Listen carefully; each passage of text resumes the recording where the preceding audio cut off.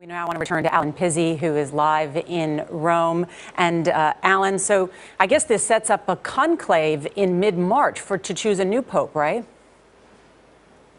Yes, it does. The Pope said he was resigning. Benedict XVI is resigning on February the 28th.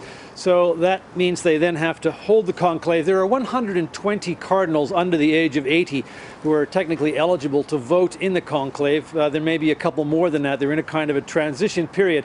What happens is that the cardinals gather from around the world here in Rome, and then they meet in the Sistine Chapel every day until they've chosen a pope. It's an interesting kind of process because they stay in a residence back in Vatican City. They have to hand in their cell phones. They have no communication whatsoever with the outside world. So they sit and they discuss this in the Sistine Chapel, made famous, of course, by Michelangelo's ceiling.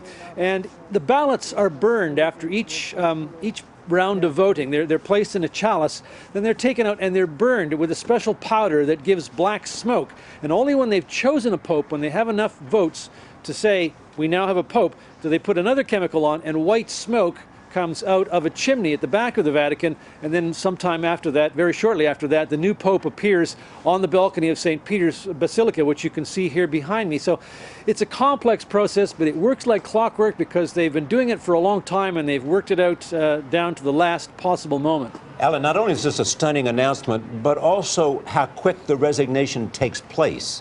What do you read into that?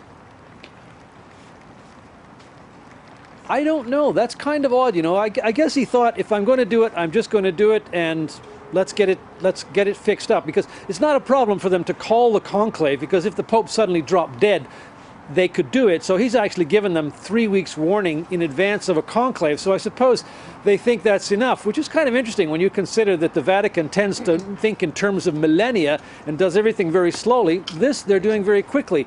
Maybe Benedict knows something about his health that he's not telling us. There'll be a lot of speculation about that. I don't think we'll actually find out. Alan Pizzi, thank you so much.